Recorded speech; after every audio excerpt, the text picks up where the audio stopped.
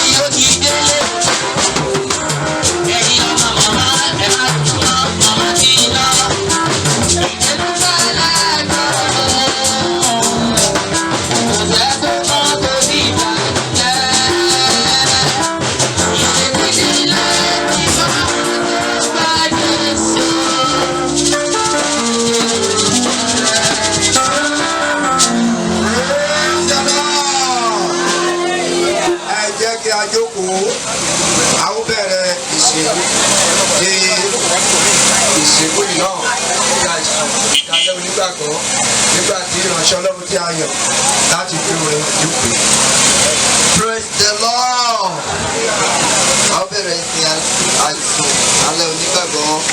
Tí o màmá wa Diakoni obìnrin Rebecca Ogunranti Adekanmi nígbà tí a kọ nínú ìwé ìràpadà wa orin ọ̀tàlélẹ́ẹ̀ẹ́dẹ́gbẹ̀ta ó dín márùn-ún redemption in our 555. Kọrin ìyá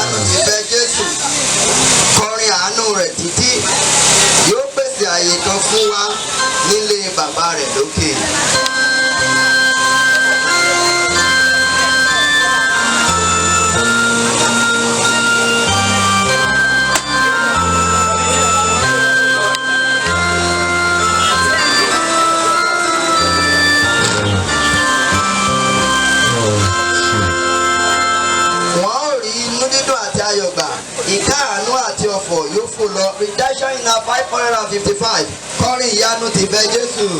Kọrin ìyanu ti fẹ́ Jésù lórí ayọ̀ tó.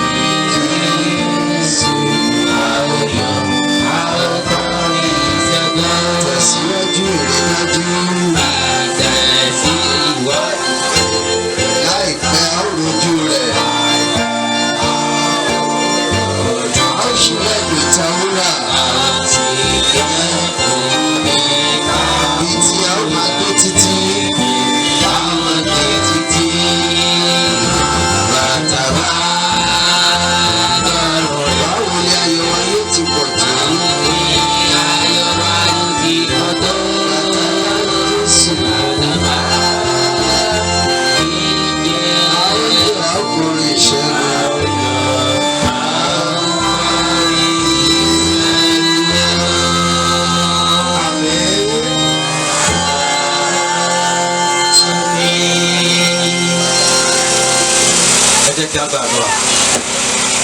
Agbègbè ọlọ́run wa torí pé a dá ọjọ́ sọ́nà ọjọ́ náà sì pé a yàn pé o fi àyè gba búburú kan láti ṣẹlẹ̀ lórí àwọn ọmọ ológo lórí ẹbí ìjọ ọlọ́run lápapọ̀ bí ọ̀gá fún àlàáfíà rẹ tó ń jọba ó ṣe wọn ọlọ́run wa tí ò yí padà bàbá gba ọpẹ́ gba ìyẹn wa ẹ̀mí wọn ò gba ìkó gbọpẹ́ wa ọpẹ́ fún ojú ọjọ́ rere tó fẹ́ fún wa lórúkọ Jésù ọlọ́run gba ọpẹ́ wa láti dé gbogbo ẹ̀ṣẹ̀ Olúwa dáríjì wa ẹ̀mí mọ́ ó yá gba ìjọba gbogbo ìjọba tó yẹ òsì ti ọlọ́run lórúkọ Jésù ó yá ẹtẹrí wa ògbó ní forúkọ rẹ gbogbo àwọn ètò gbogbo lórúkọ Jésù ẹ̀mí mọ́ ó yá dára gbọ́ wọn ní orúkọ Jésù Olúwa wa.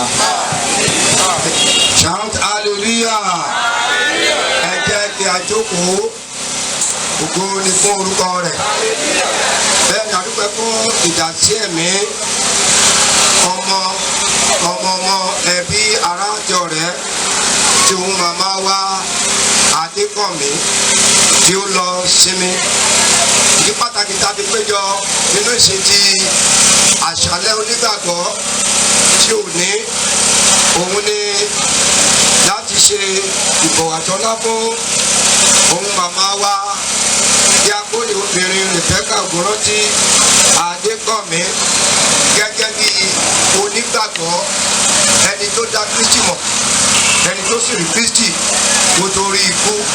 Mo gbàdúrà gbogbo wa pátápátá bí a ti ń lọ ní ìrìn àjò ayé yìí a ò ní gba ayé ba ọ̀run wa jẹ́. Ẹ ṣe àmì dáadáa. Ọmọ wa wọn ò dàgbà púpọ̀ kórèkó gbóná kan yí àwọn sí. Okay, 90 péré ni. Praise the Lord. Hallelujah. Mo ní màmá ò dàgbà rárá. 90 péré ni wọ́n lò lórí ìdálà yìí. Wọ́n gbìyànjú díẹ̀. Mósè ló sọ nínú ìwé Dáfídì kò ló sọ̀rọ̀ yẹn. Ó ní pé 70 ọdún ni ọjọ́ ayé wa. That is own philosophy.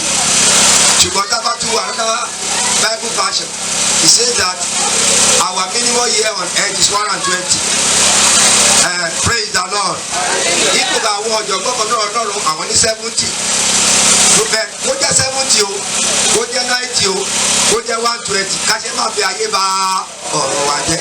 Sọ bẹ́ẹ̀ tó àlẹ́gbẹ̀ẹ́ rẹ pé mi ò ní fi ayé ba ọ̀rọ̀ mi jẹ́. Ìgbẹ̀yìn mi yóò sì dára. Lórúkọ Jésù gbẹ̀yìn gbogbo wa yóò dára.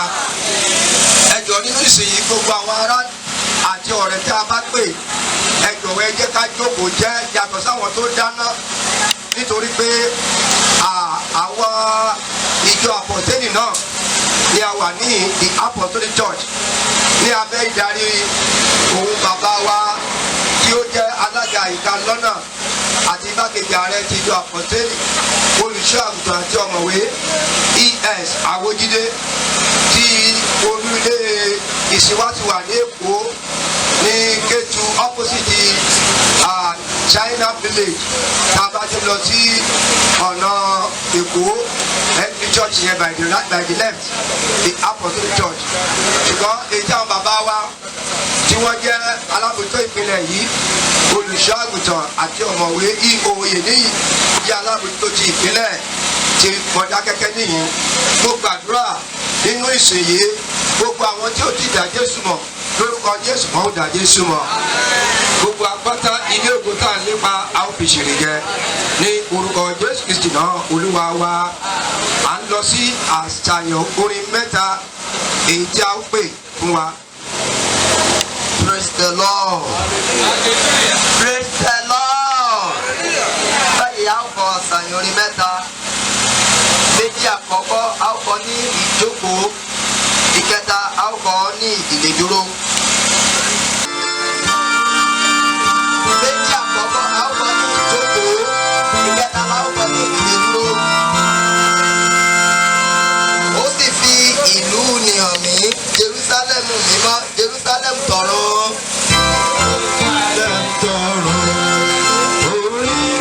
Ilé mi bí ń bá kú. Ẹ̀kún ìbùkún mi. Ibi ayọ̀ nígbà wo ni? Wọ́n ní ojú rẹ̀ Ọlọ́run mi.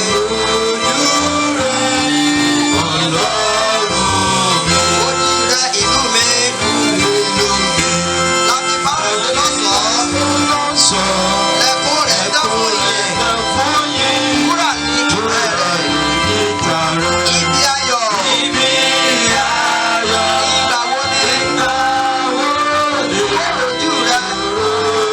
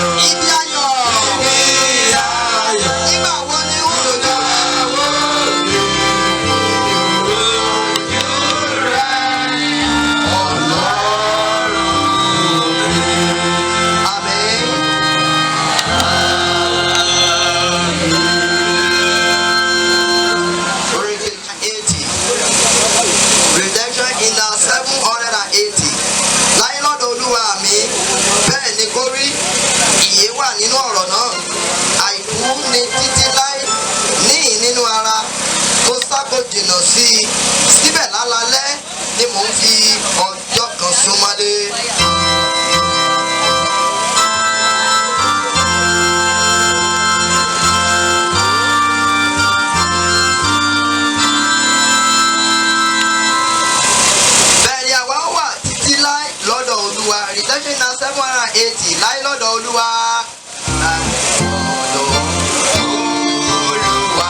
Àmì bẹ́ẹ̀ ni kò rí. Ìyè wà nínú ọ̀rọ̀ náà.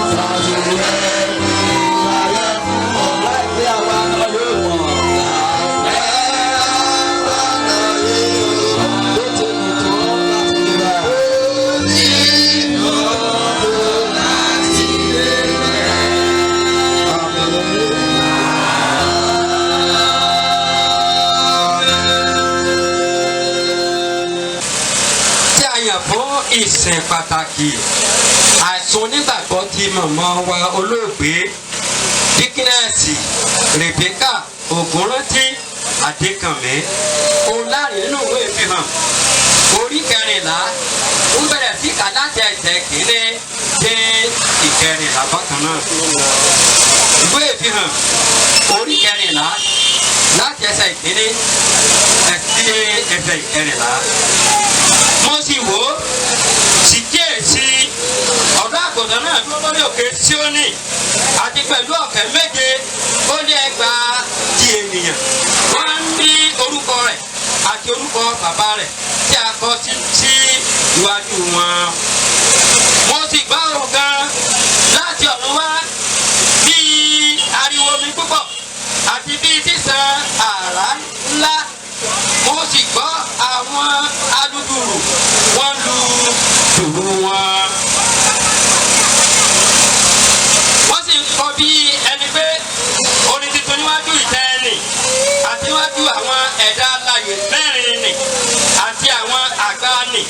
Kò sì sí ẹni tí ó lè kọ orin náà bí kò ṣe àwọn ọ̀kẹ́ méje ó lé ẹgbàájì ènìyàn tí a ti rà padà láti inú ayé wa.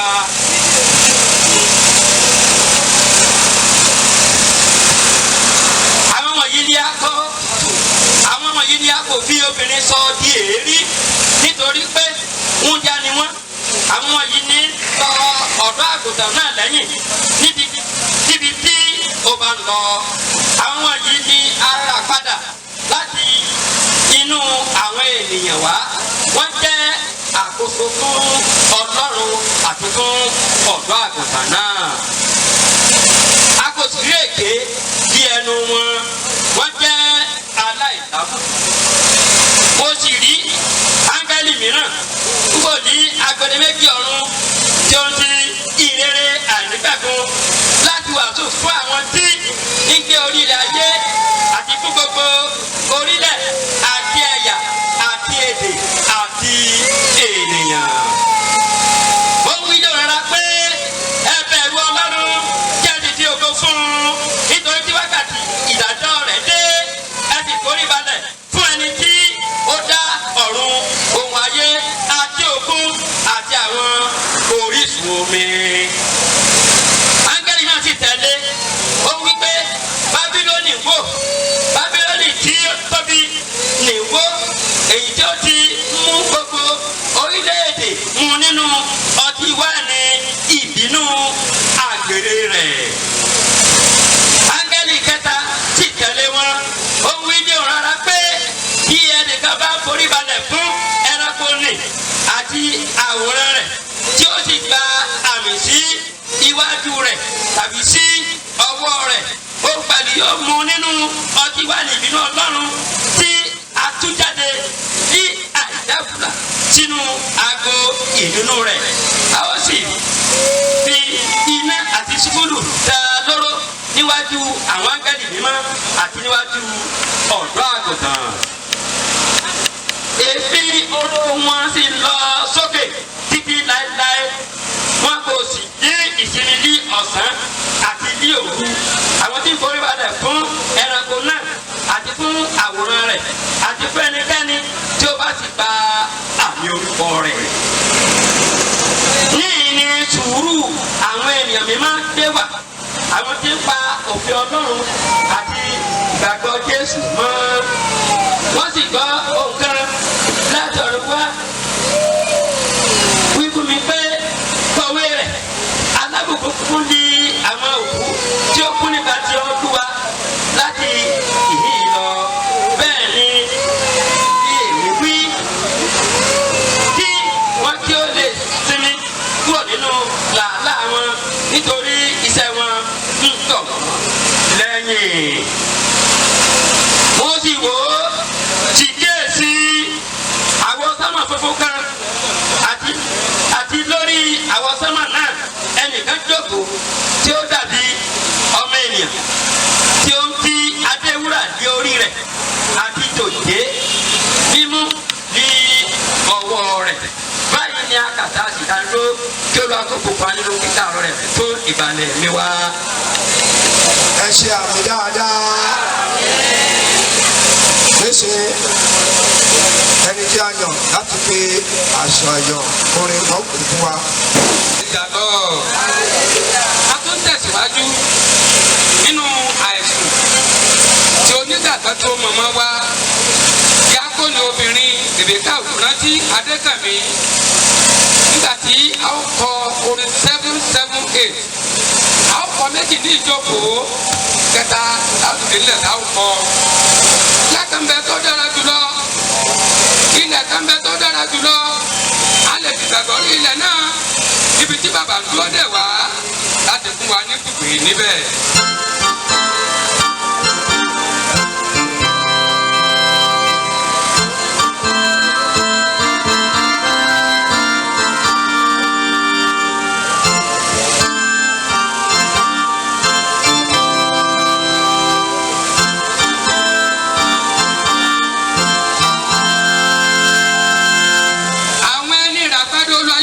Síónì tí àwọn tí orin 778 ilẹ̀ kan bẹ tó dára jùlọ.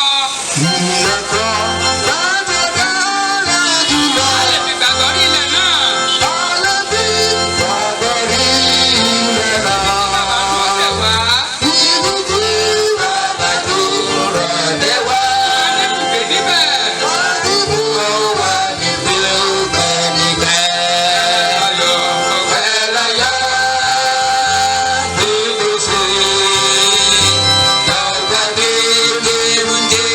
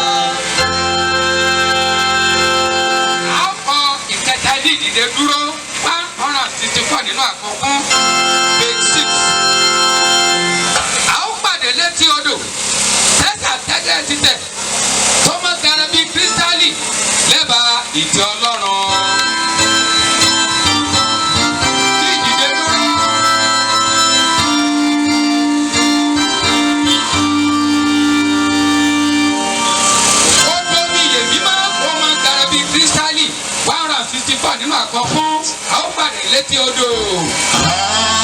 Pàdé létí odò. Ẹsẹ̀ áńgẹ́lì dìde. Ọ̀rọ̀ mi Kírísítánì. Tó máa gbára bí Kírísítánì. Ẹ̀bá ìtẹ́ Ọlọ́run. A ó pàdé létí odò. Pàdé létí odò. Odòrídà, odòrídà,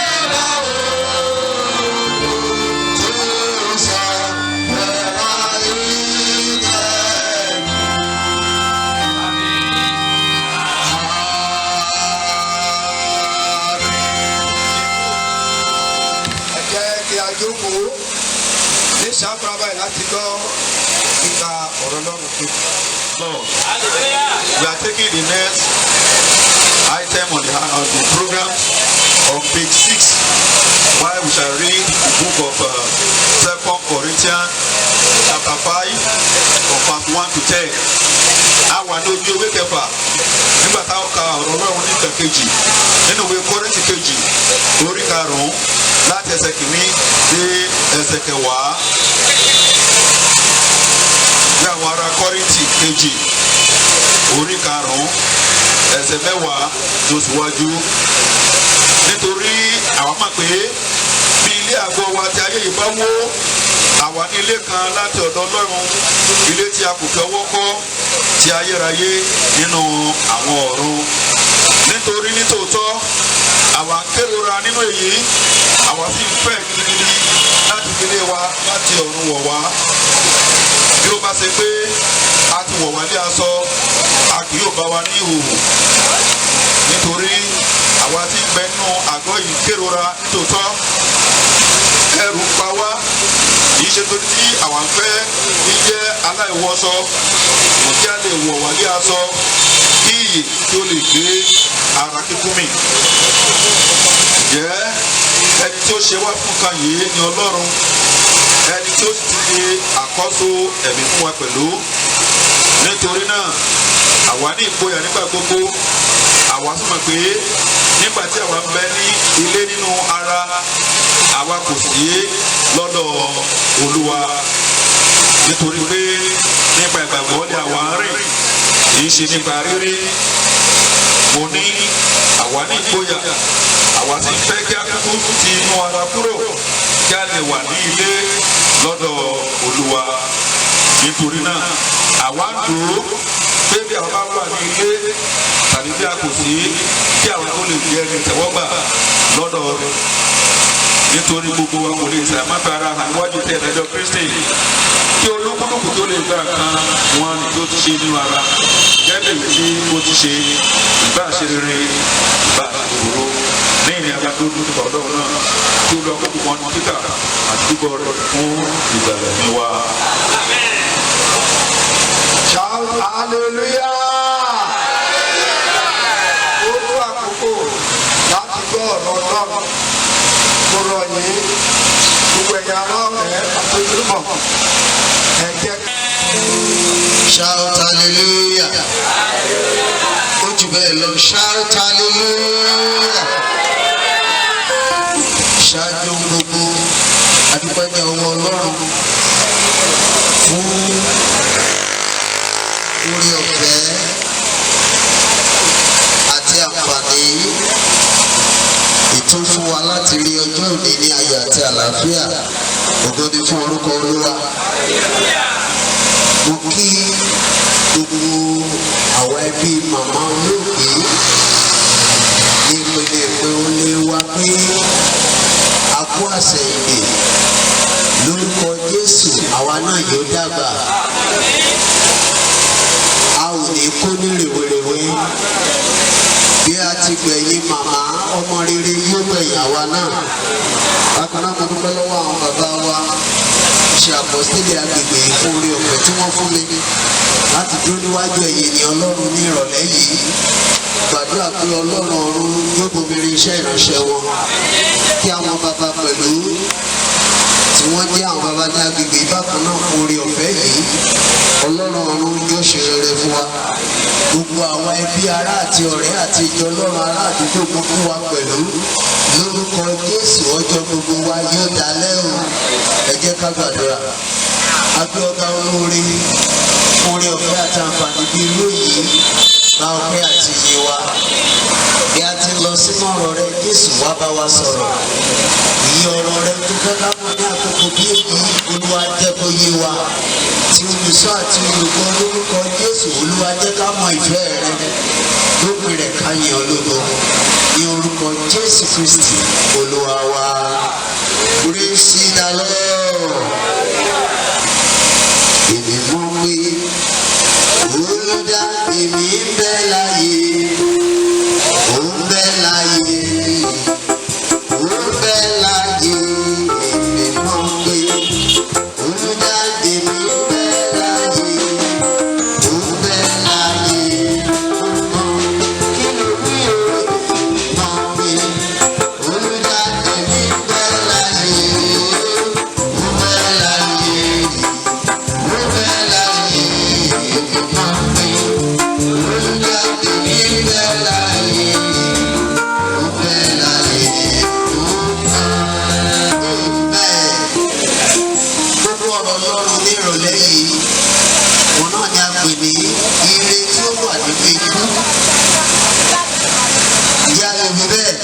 Ire tí ó wà nínú ikú.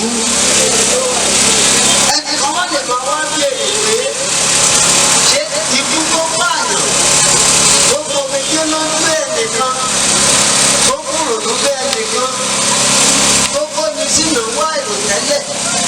Ire kan wá wà nínú ẹ̀ ẹni téèyàn ò ní rí mọ́ láéláé. Irú àwọn ìbéèrè bẹ́ẹ̀ lè jáde lóòótọ́. Irú ire wo ló wá wà nínú ikú?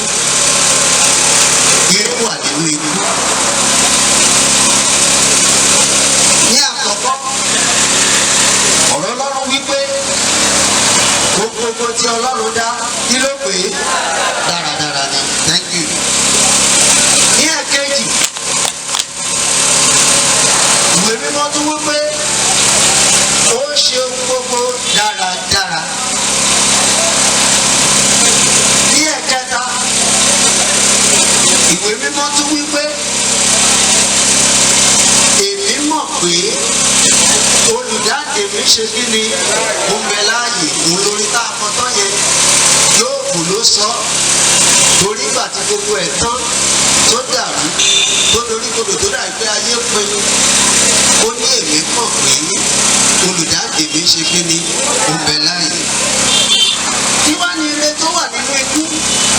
Ó pọ̀. Mo máa fún wa ní méjì péré nítorí àkókò wa. Ìkíní, ire tí ó wà nínú ikú ó jẹ́ ọ̀nà sí ìsinmi ayérayé. Ó jẹ́ ọ̀nà sí kí ni? Sí ìsinmi ayérayé. Lóòótọ́ nínú ayé tá a wà yìí, béèyàn bá ti bá sábà súnà kiri tó ń sáré ká tó ń sáré kiri, a ló fẹ́ sinmi. Díẹ̀ díẹ̀ lọ rí lásìkò 30 minutes, 1 hour. Bí bá ti ṣe bẹ́ẹ̀, ara mi á bọ̀ sípò. Yes! Ṣùgbọ́n kò dàbí. Bó o bá tún sinmi yẹn tán, ohun tó fi ilẹ̀ lọ sinmi ó tún ṣe kéde.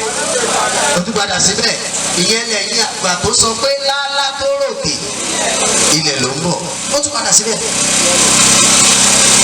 Ṣùgbọ́n ìsinmi ayérayé yìí, ẹni tó bá ti pa ojú dé kúrò ní ayé yìí, olólè ni. Ìtúwá ṣe gbogbo ẹni tó pa ojú dé o. Ṣùgbọ́n àwọn tó jẹ́wọ́ Jésù ní Olúwa àti Olùgbàlà, àwọn tó gba ọmọ Ọlọ́run kan ṣoṣo gbọ́. Ire tí ó wà nínú ikú náà ni pé ó ń fúnyàn ní ìsinmi ayérayé. Màmá ti kú báyìí, ó ti sùn, kò sẹ́ni lè jí mọ́. Ọ̀rọ̀ wàhálà kòrówó gbà kòrówó náà virus kò ṣe kí ni? Kò kan màmá. Ebéèrú orí kẹrin pé a lè rí ẹni tó lè bá wa kà á. Ẹsẹ̀ ìkẹsàn-án àti ìkẹwàá. Hebrews chapter 4 verse 9 and 10. Ó wí pé ṣùgbọ́n ìsinmi kan kù fún àwọn ènìyàn Ọlọ́run. Ẹni bá rí kó kà ó, Hebrews chapter 4 verse 9 and 10. Nítorí náà. Yes sir. Ìsinmi kan kù Ìsinmi kan kù fún àwọn. fún àwọn ènìyàn Ọlọ́run. Nítorí pé. Yes sir. Ẹni tó bá bọ́ sínú ìsinmi rẹ̀. Ẹni tí ó bá bọ́ sínú ìsinmi rẹ̀. Ó pẹ̀lú sinmi kúrò nínú iṣẹ́ tirẹ̀. Òun pẹ̀lú sinmi kúrò nínú iṣẹ́ tirẹ̀. Gẹ́gẹ́ bí Ọlọ́run ti sinmi kúrò nínú tirẹ̀. Gẹ́gẹ́ bí Ọlọ́run ti sinmi kúrò nínú tirẹ̀. Ẹni tó bá bọ́ sínú ìsinmi yìí, ó kúrò nínú làálàá, ó kúrò nínú wàhálà. So ikú jẹ́ ọ̀nà sí ìsinmi ayérayé. Ìrọ̀rùn ìtura ló ń wá. Nítorí pé nínú wàhálà, orin wa kan tá máa ń kó ní lẹ́yìn ayé búburú yìí, ayé ẹ̀bù owó ṣì yìí.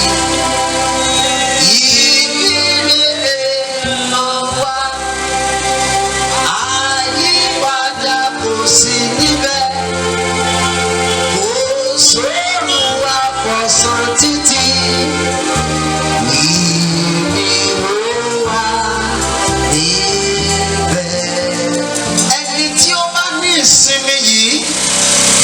Nínú làálà ó kúrò nínú wàhálà, ó kúrò nínú ìṣẹ́, ayé kúkú wàhálà, ayé kúkú lásìkò gbòógbà. Bó bá jẹ́ pé àǹfààní wà tó ti rí ohun mọ̀mọ́ gbà sílẹ̀ ní kí mọ̀mọ́ tó dákẹ́ mọ̀mọ́ kí làwọn tójú yín rí pẹ̀lú iye ọdún tó tiẹ̀ lò yẹn, ẹ̀ẹ́rì nǹkan kan sílẹ̀. Inú lásìkò wàhálà, ìsárésókè, sódò. So ikú jẹ́ ọ̀nà sí ìsinmi ayérayé. Ẹni tó bá bọ́ sínú ìsinmi yìí, ó kúrò nínú làálàá àti yẹ. Ara ire tí ó wà nínú ikú nìyẹn. Ebo sinmi ẹni bẹ́ẹ̀ dírẹ́sì ọ̀sẹ̀ tó mo kàn gba ìlíìfù ọ̀sẹ̀ méjì ní pẹ́ẹ́tù ṣáàrì lẹ́yìn ọ̀sẹ̀ méjì nǹkan ó tún padà síbẹ̀. Ọ̀tí tí ènìyàn bá pajú dé, ṣùgbọ́n ẹni tó ní Kristi òun ló lè ní ìsinmi yìí o, òun ló lè ní. Olúwa yóò ràn wá lọ́wọ́. Èkejì, ire tó wà nínú ikú ó jẹ́ ọ̀nà sí ìyè nínú Kristi. It's a gateway to life in Christ Jesus. Ọ̀nà sí ìyè nínú Kristi ni. Nínú ìwé Jòhánù orí 11 ẹsẹ̀ 15, John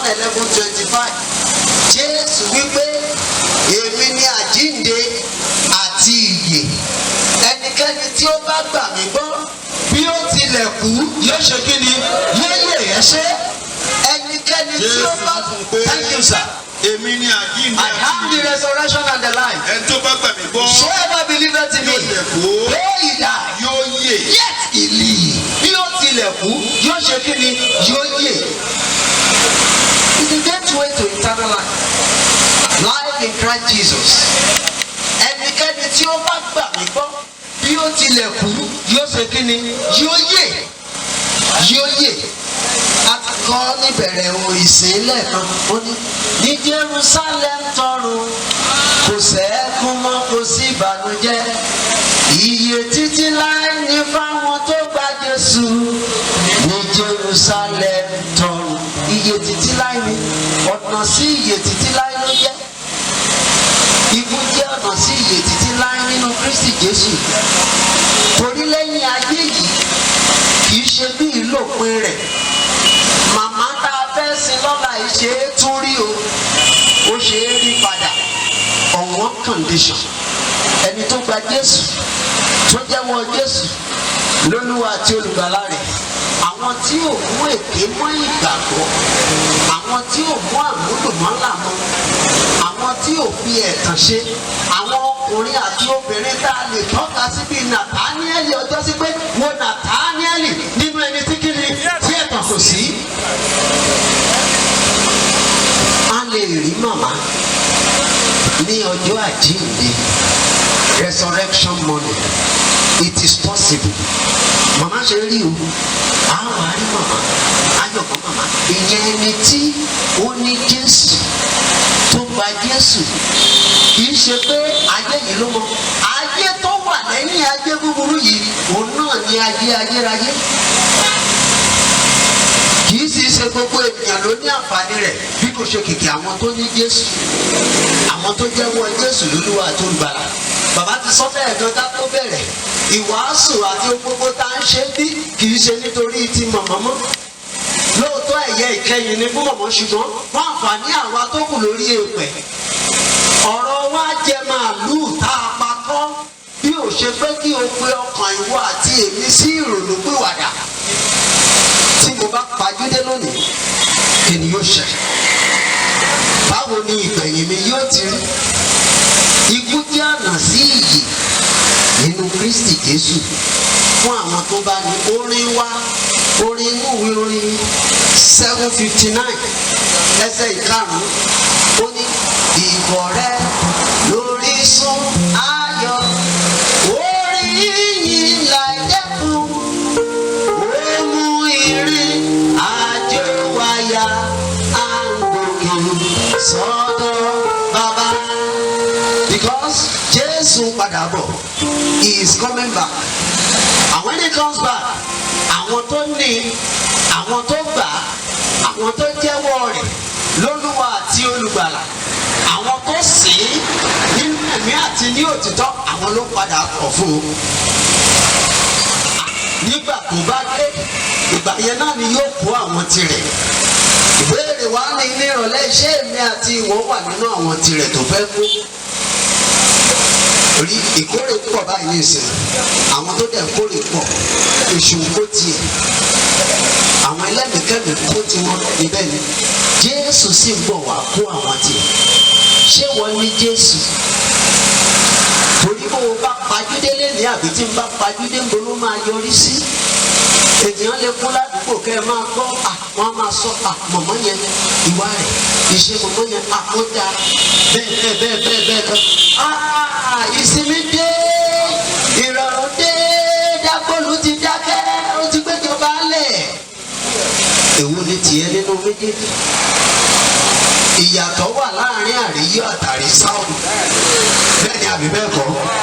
Ìyàtọ̀ wà láàrin àríyọ̀ àtàrí sáùn. Àrí ló bẹ̀rẹ̀ méjèèjì ṣùgbọ́n yọ̀ kan sá kan. Èwo ni tiẹ̀? Èwo ni tèmi?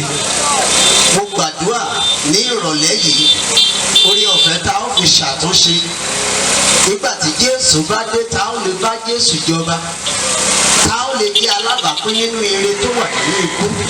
Olúwa yóò fún wa Olúwa kó gbogbo wa nínú ọ̀rọ̀ rẹ̀. àwòbáké lẹ́sẹ̀ Jésù èdè kí àkóníyàrá wa àríyàrá wa.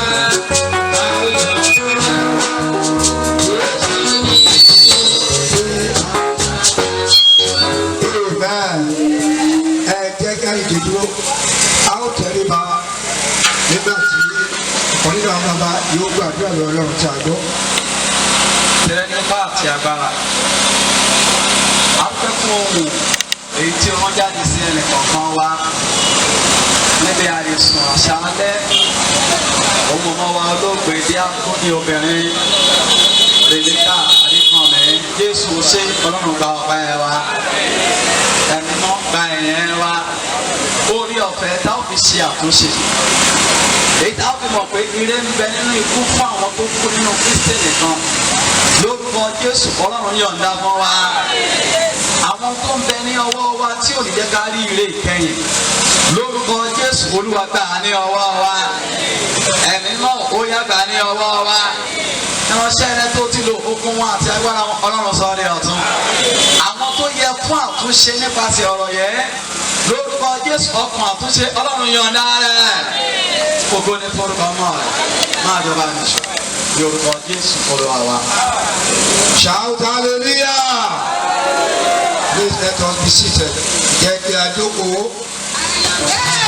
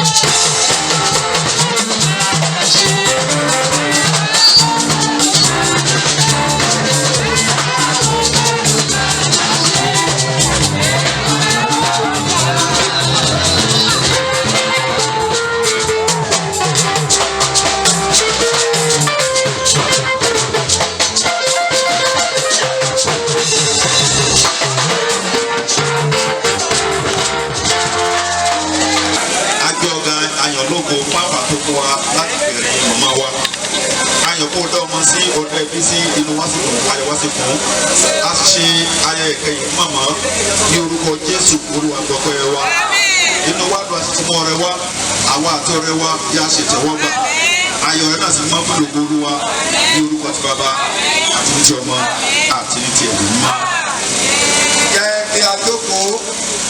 ọmọ ìṣe àti onígbàgbọ́ tí ó mọ̀mọ́ wa olóògbé díákónì obìnrin Rèbékà Ògúnrántí Adékànmí wá sí ìdánudúró nígbà táwọn kọ orin 516 ní ojú ewé keje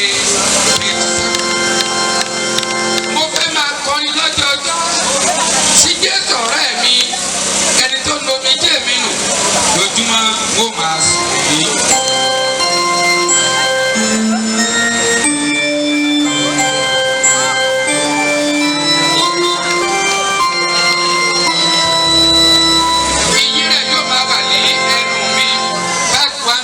Mo fẹ́ máa kọrin lọ́jọ́ ọjọ́. Ìdèdè dúró. Ti Jésù ọ̀rẹ́ mi. Ẹni tó wọ ní ẹ̀mí nù. Ojú mi kò máa sí.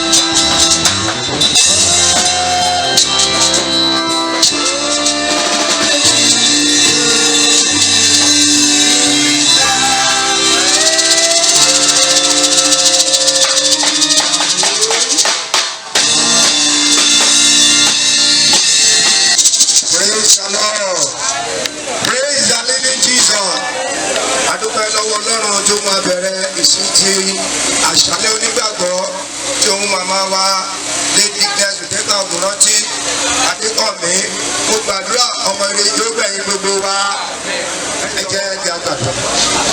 a gbé ọ̀gá ọlọ́run wa torí pé ó bá wa bẹ̀rẹ̀ àárín àti ìparí ogun agogo ògo a yàn fún àwọn bàbá tó ti lò a yàn fún ẹnìkan tán wá a dúpẹ́ pé ó gba ìdíwọ́ kan láàyè lórúkọ Jésù ọlọ́run gba ọpẹ́ wa àpò tiẹ̀ sàmì orúkọ Jésù ọlọ́run gba ẹ̀yẹ wa a ògo ní fọ́tọ̀mọ́ rẹ a fi ọjọ́ ọ̀la lé ọ lọ́wọ́ ẹ̀mí mọ́ bá àkóso ibi gbogbo tí àwọn ènìyàn yóò sùn ní àṣálẹ́ ìbọ́sí àárọ̀ ọ̀la lórúkọ Jésù kó orúkọ má jò ṣẹlẹ̀ níbẹ̀ ìdágìrì kan lórúkọ Jésù Olúwa gbé ẹsẹ̀ lé okùn bàmọ́ wà lórúkọ Jésù kó ní ṣẹlẹ̀ gbogbo àrékérekè Sátánì àti àwọn ọmọ ogun rẹ̀ lórúkọ Jésù Olúwa gbé ẹsẹ̀ lé gbogbo àwọn ènìyàn mímọ́ tó ti wá síbi ètò yẹn lílọ àti àbọ̀ ìrìn àjò kúkúrú àti ìrìn àjò gígùn títí tó ní kálukú yóò fi padà sí ìletò rẹ̀ ẹ̀mí mọ́ ó yàgbá ìjọba ògo ni fọ́tò mọ́ rẹ̀ ọjọ́ ọ̀la lọ́wọ́ rẹ̀ Bíbélì pé ọjọ́ ọ̀la yóò sì dára tó bá rí bẹ́ẹ̀ lórúkọ Jésù ọjọ́ ọ̀la yóò gba ìṣàkóso ìdíwọ́ òjò tàbí èyí yóò kó jẹ́ ẹ̀mọ́ ó yẹ bí ẹsẹ̀ lẹ́ ògo yóò jẹ́ tiwọ̀ lọ́rùn máa jọba nìṣó a ó sì máa yọ̀ gbogbo àwọn ológun ìdánwò rẹ̀ Olúwa kó gbàdúrà fún ọ yẹn ọwọ́ Ọlọ́run ṣe rere kó wà ní ara yín ẹ̀jẹ̀ Jésù lórúkọ Jésù kó ṣèjì ìbọn yẹn nípa ìnáwó yìí ẹnikẹ́ni nínú yín kò ní fara gba ọfà tàbá sì rẹ ẹnikẹ́ni tó ń pinnu láti ta yín ní ọfà náà ó yẹ kó padà sórí ẹ lọ́wọ́ ọkàn yín kó balẹ̀ bẹ́ẹ̀ ni yóò rí ó ti rí bẹ́ẹ̀ o ní orúkọ Jésù Olúwa wa. Jẹ́ kí ó rẹ́fẹ́ Jésù Olúwa wa tàbí máa ti Ọlọ́run ìdàpọ̀ ti mẹ́ta lọ́kàn kó máa bá wa gbé kó má ṣe fi wá sílẹ̀ láti ṣe lọ àti ti láéláé àmín àmín àmín lórúkọ Jésù àmín. Olúwa ìwọ ni Ọlọ́run wa wọ́n ṣe jẹ́ kí ènìyàn kó borí wa Olúwa ìwọ ni Ọlọ́run wa wọ́n ṣe jẹ́ kí ènìyàn kó borí wa